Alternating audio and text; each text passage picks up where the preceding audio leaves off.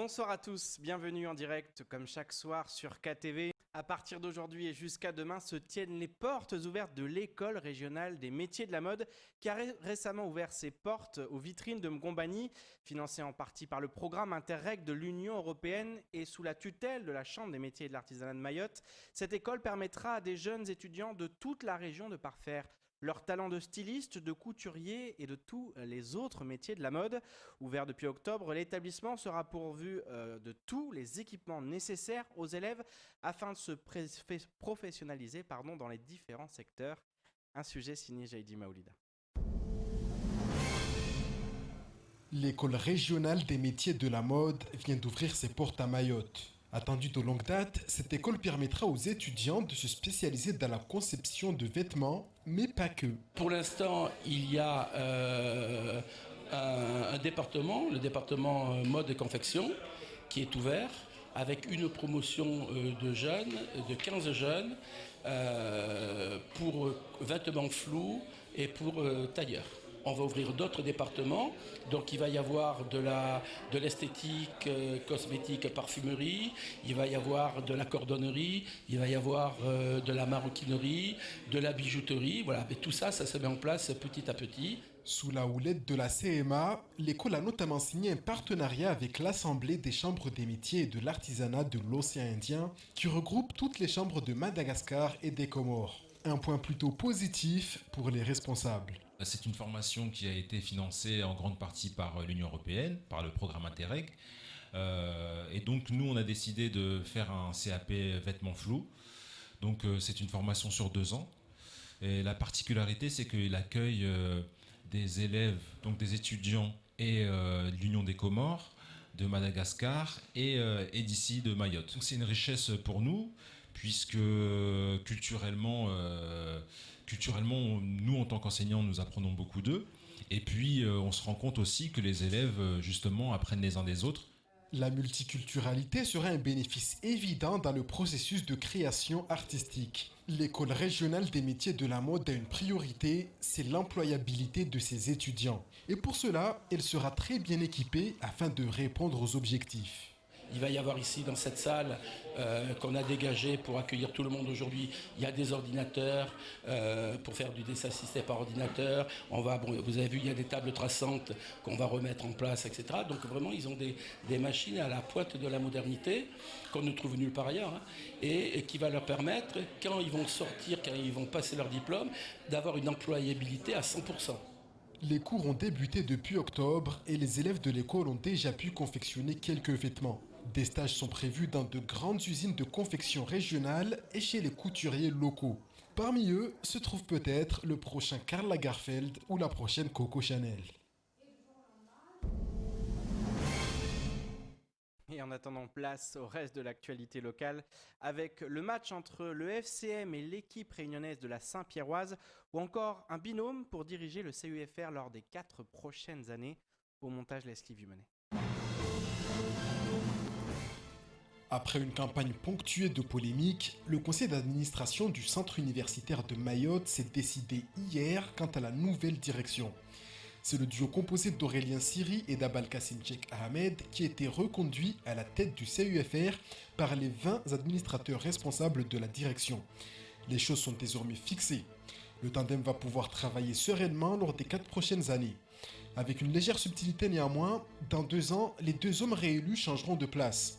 En effet, c'est alors qu'Abalkassim Cheikh Ahmed deviendra le nouveau directeur du CUFR et Aurélien Siri sera son adjoint. Le tandem pourra mettre en place son programme au sein du centre universitaire et s'appliquera ainsi à tenter de faire de l'excellence scolaire à Mayotte, une réalité effective. Depuis mardi, il n'est plus obligatoire de disposer des motifs impérieux pour voyager de et vers Mayotte.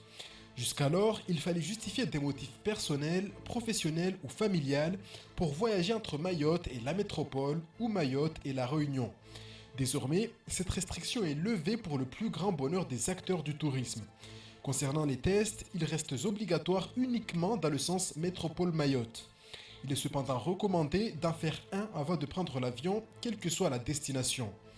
Un test à J+2 ou 4 après l'arrivée est également vivement conseillé. Pour l'heure, trop peu sont ceux à réaliser ce test après leur voyage. A noter que les frontières du pays restant fermées, les motifs impérieux sont maintenus s'agissant des voyages de et vers l'étranger. Les tests sont cette fois obligatoires au départ comme à l'arrivée. Après avoir battu le SC Pamandzi au 7e tour de la Coupe de France, le FC Nsapéré est arrivé samedi dernier à La Réunion pour affronter la jeunesse sportive saint-pierroise.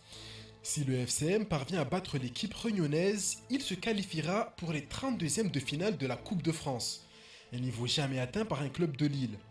Le groupe est bien, selon le coach Abidi Massoundi, qui regrette cependant que Mayotte n'ait droit qu'à une seule équipe qualifiée au 8e tour. D'ailleurs, l'île au Lagon ne dispose pas encore de stade pouvant accueillir des équipes extérieures.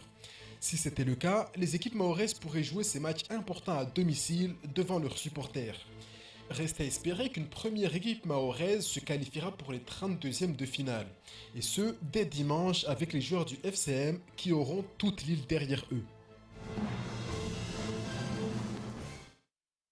Et pour conclure, c'est aujourd'hui que le marché de Noël de Pamandzi a ouvert ses portes. Situé à côté de l'aéroport, il regroupe des artisans locaux venus montrer leur savoir-faire.